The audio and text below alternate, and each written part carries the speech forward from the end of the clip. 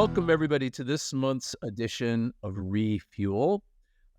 We have a very special guest with us today, my good friend, very good friend, Megan Boutwell, who is president of Stillwater Associates. Megan, I've known you guys a really long time. You know, we have a lot of common customers that we've worked with, and we have I always look forward to hearing what you all have to say about some pretty critical issues. So today I've got Megan here, and we're going to talk about a subject that is becoming very, very much a key topic for carriers and, other types of end users of fuel, and that is renewable diesel.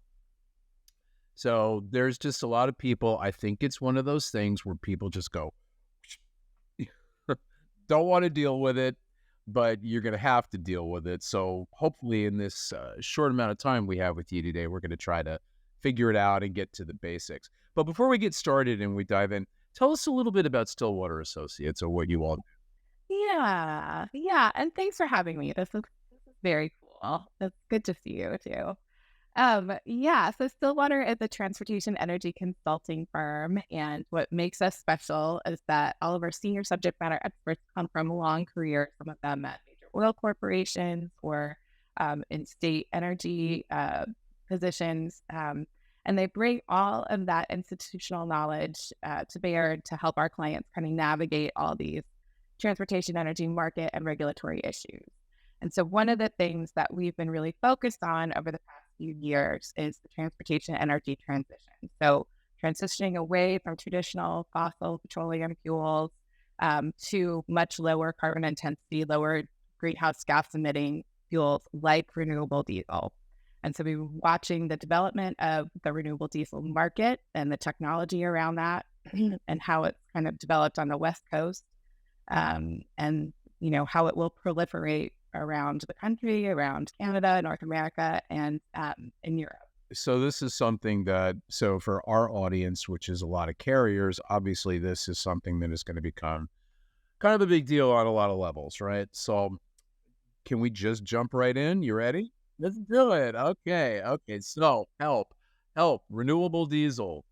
Hey, walk me through it. So give us what is it? Yeah. So it is the fastest growing biofuel in the US. It's a drop-in fuel, which means it's fully compatible with existing engines and infrastructure. You don't have to change anything about your car or your truck or the fueling infrastructure to put it into the system. It's chemically identical to petroleum diesel, but it's produced from renewable feedstocks like soybean oil and used cooking oil rather than crude oil.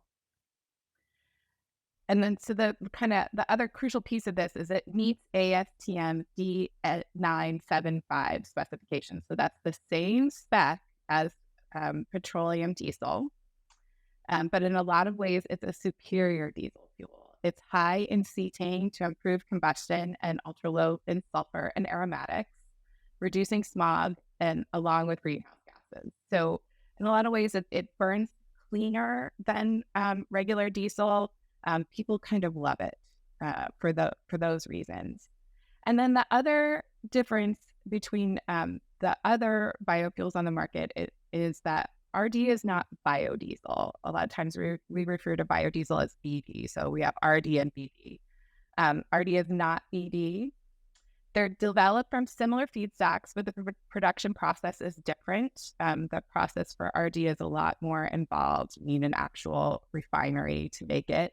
And so unlike biodiesel, it can be used without blending with petroleum diesel. So with biodiesel, you'll get some gelling, you'll get some issues in cold weather. It has to be blended with petroleum diesel to kind of make it more fungible. RD doesn't have that issue, and so it has a lot more flexibility to fully displace petroleum diesel at any blending level. A lot of times you'll see RD and BD blended together as well. Okay, so that was where I get confused. So when you were talking about the feedstocks, if I blend with soy or I blend with cooking oil, I'm actually blending with that pure feedstock, right? Am I understanding that right? Or can I do that or also blend it with biodiesel? You can also blend it with biodiesel. Okay, so that's up to the supplier, though, right? Is that how it works? Yes. Yeah. And so you can, depending on where you are, you can blend up to B20 with renewable diesel. Because of federal tax incentives, most of the blends will have at least 1% petroleum diesel in the blend. So that's why you'll see something called R99. Right. I was going to ask you about that. R99 is 99% renewable, and then you blend the 1% with something else, whether it's a feedstock or whether it's biodiesel, right? Do I have that right? No, you blend it with the petroleum diesel. You blend it with the petroleum diesel. Okay, got it. Got it. Okay.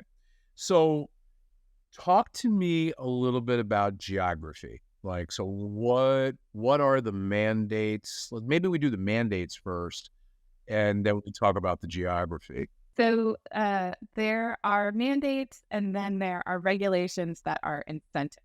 So the mandates are things like state mandates that you must blend up to 5% biodiesel or renewable diesel into the diesel pool. So you'll see that like in Minnesota and in Portland, where I am, that was the previous renewable fuel standard mandate. That's changed. There's also a federal mandate that requires the blending of uh, levels of renewable fuels into the petroleum fuel mix. And that's not just renewable diesel or biodiesel, that's, ethanol, renewable natural gas, et cetera. That's the federal level. And then there are regulations that incentivize lowering the carbon intensity of the transportation fuel pool. So that's when we're starting to talk about regulations like California's low carbon fuel standard.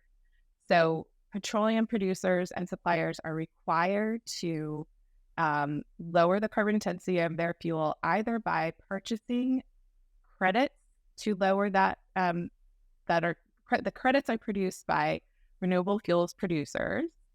So the petroleum producers have to purchase those credits, or they or to offset these deficits that their petroleum fuels create. But they have to blend renewable fuels with their petroleum fuels to kind of lower their carbon intensity, or they have to purchase these credits that are generated by the renewable fuels. So this is where you're going to see almost all the renewable diesel in the United States comes to California because they have had this low carbon fuel standard since 2011 that has developed this incentive of lowering the carbon intensity every year for the transportation fuel pool. And the easiest way that has been done so far is by reducing the carbon intensity in the diesel pool. That has been the easiest way to do it, using renewable diesel or in some cases, renewable natural gas for renewable natural gas vehicles, and also biodiesel. So at this point in California, RD makes up almost 40% of the diesel pool. That's based on data from the fourth quarter of 2022. We think it's probably going to be higher, that there's going to be new data released at the end of the week. So yeah, so those are the regulations. Yeah, and so there's low carbon fuel standards adopted in Oregon and Washington and British Columbia, and now in Canada at the federal level. There are states looking at adopting these regulations across the U.S. So we're seeing it in New York, New Mexico, Minnesota, Illinois, all kind of legislatures looking at these low carbon fuel programs. So those states are going to a more of a moderate regulation, right? It's not as going to be as intense and strict as it is in California. Is that right? They are. The design of these programs are based. The concept is based on what California has done, and then each state can, make it so it fits their state. So, for instance, like Minnesota has had like a renewable fuel standard for a long time that's been pretty successful. They've been able to blend a lot of renewable fuels into their fuel pool, but this way, the idea is that it's not necessarily a mandate for blending. It's more about innovating the carbon intensity reduction. In terms of supply, right? So I come from the supply background, right? So if I'm in California, how is this? Is it can't be shipped in a pipeline, right? Right now, it is not being shipped on a pipeline. The pipeline owners and regulators need to agree on the volume amount. It conceivably it could be. Right now, I think they're only allowing up to 5% renewable diesel shipped on pipeline, that's a little bit of an issue. So yeah, so effectively, it's being shipped by rail or by tanker or by truck. So there's production in California a little bit, but it's growing. There will be a lot more. There's two new big refineries that have converted to renewable diesel production in California. What are those refineries, Megan? Which ones are they? Yeah. So it's the Marathon Martinez refinery in Northern California and then the Phillips 66 Rodeo refinery.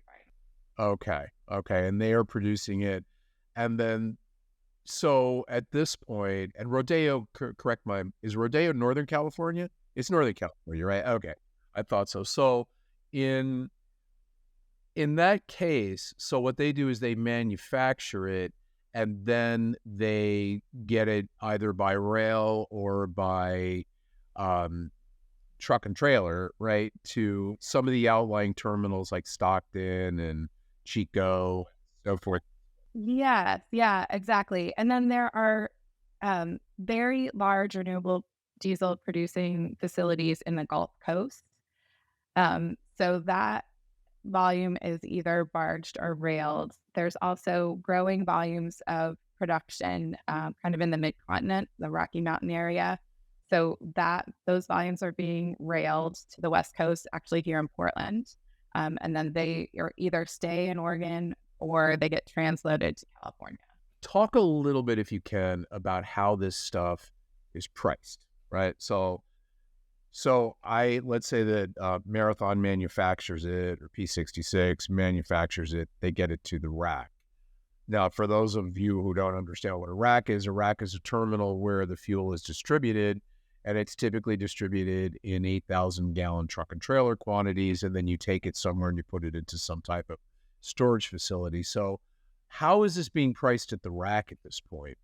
Yeah, so it's priced in California, it's priced, well, everywhere. It's priced based on the ULSD price. So if there's sufficient supply and incentives are high enough, so that happens in California, it's starting to happen in Oregon, the RD should be priced at parity with the diesel, with the petroleum diesel. And then Oregon and California, that's referred to as ULSD, ultra low sulfur diesel. And so there isn't really a spot market for renewable diesel now because the demand is greater than the supply. So producers can sell all the volumes that they make. But once that supply gets greater than demand, they'll start looking for a spot market. Well, that was going to be my next question. So there's no spot market per se right now, right? So nobody's buying it in bulk because what you're saying is there's such strong demand for it that everything's being really pre-sold, if you will, or it's all kind of sold at the rack. Okay. So what's interesting, so it prices relative to the rack price for ultra low sulfur diesel, right? But it's not, there's no premium for it, I guess is where I'm getting at. Or is that the correct statement? I've heard stories about there being premiums, especially like last summer in Oregon. So in California, there shouldn't be a premium for it. The tax incentives for it are sufficient that it should be at parity with ULSD. In Oregon, I heard stories, this is more last summer, where folks were paying 10 cents a gallon over ULSD just because it was so hard to get their hands on. Or is that because it's California? I mean, California is definitely the universe for this stuff. It is the universe. And we're just trying to get our hands on it. Yeah. And so I think everybody follows California. Yeah. And I think you'll start to see that in Washington too. We don't have any data on the impact of Washington's clean fuels program yet because it's so new. But that's really how you can see the value of those fuels, where you can see the value of the low carbon fuel credit and then the value that's added to the renewable fuel there. So I suspect that folks in Washington, if they are getting supply, they're paying a premium, but I don't know what that is yet. Okay, that's interesting. So, I mean, we can do a 2-hour thing on credits because it's mind-boggling, and a lot of people ask questions about how the credits work, but we're not going to get into that today because we don't have enough time, and my brain will explode.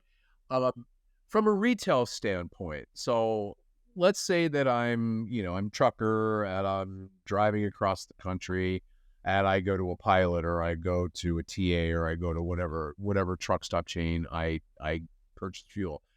Do I see any of this? Do I know any of this? How does it affect me? Yeah, I mean, mostly because it's completely fungible, and the retailers are working really hard to get it at price parity with diesel. You probably won't see a difference. That you might see. Well, I think you do have to see a disclaimer on the pump that says that there's renewable diesel or biodiesel in this blend of diesel that you're putting in your truck, but it won't have any effect on your engine. It is the same stuff. So, in general, you won't see a difference. You might see that the stuff that you put in your truck is kind of cleaner burning and it has a better impact on engines. But other than that, there shouldn't be any difference. That's what we mean by like fully drop in. Like it, you don't even really have to think about it. So if I'm taking a truck from, let's say I'm driving my truck from Texas, where renewable diesel is not required, right, at this point. Okay, so let's say I'm driving from Texas to, But might be available because there's a lot of producers in Texas. and even if it's not required there, they will use it because they're going to get a tax credit. They're going to get a federal tax credit. Yeah, they're going to get a federal biomass-based blenders diesel tax credit. That's a ton there. I know. And then they'll also get a renewable fuel standard tax credit. So it's not and all these tax credits you can stack them. So they're getting 2 federal tax credits if they're just in Texas. If you move west, you get all the way to California, you can stack the 2 federal tax credits on top of the low carbon fuel standard. Have a cap and trade, right? So what is that in terms of, just out of curiosity, like what does that translate into actual benefit money-wise to the supplier, the producer? Yeah. So the producer and the value of these tax credits gets shared all the way down the value chain, but that can add up to like over $4 to the value of the fuel per gallon. So that's why I guess it's a fair statement to say that we will see more producers becoming involved in renewable diesel and creating renewable diesel. It's going to be a thing required across the country. I think New York is you mentioned New York, but I think New York is now requiring it in their bids. I think the city of New York is.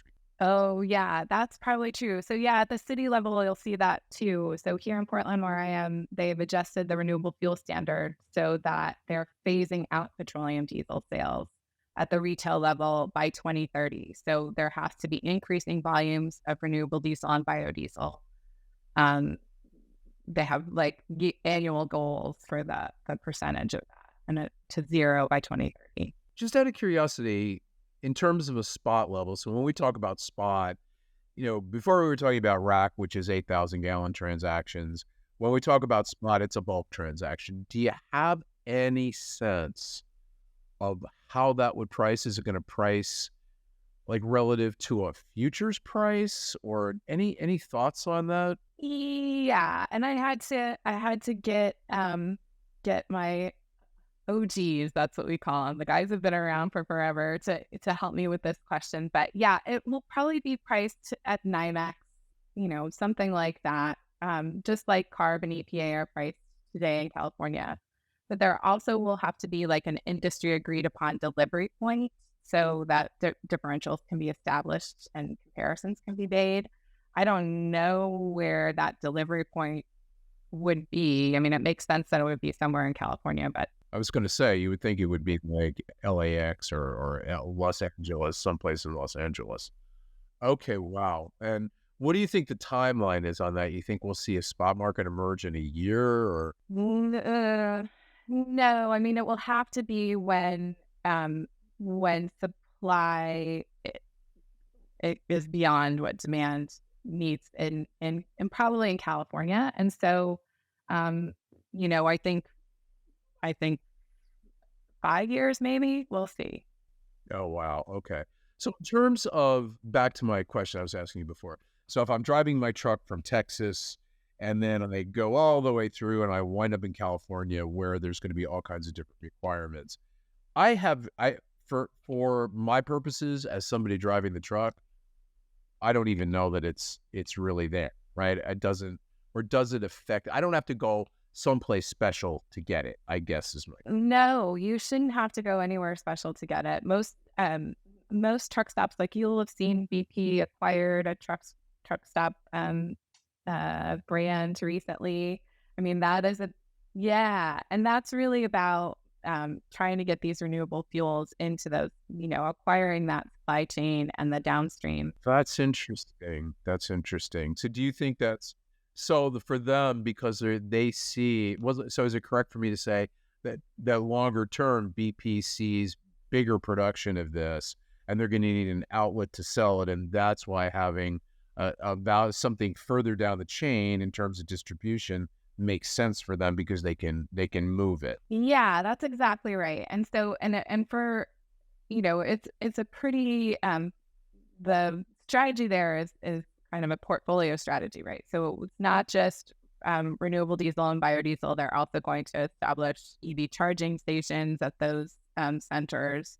They're looking at all the ways that they can decarbonize and capture the value of the tax incentives for all. You're interesting. You think we'll see that with other like integrated yeah. Yeah, and you'll see it upstream too. So you'll see companies acquiring feedstock development companies. So we saw it here in Oregon where Neste, which is a giant renewable diesel producer, they're really the first movers in this space, and they're a Finnish company, but they have a large refinery in Singapore where a lot of the renewable diesel that comes to the West Coast originates. I was going to ask you about imports. I was going to ask you about that. Maybe we'll come back and talk about that later, but we have about a minute left. I hate to cut you off.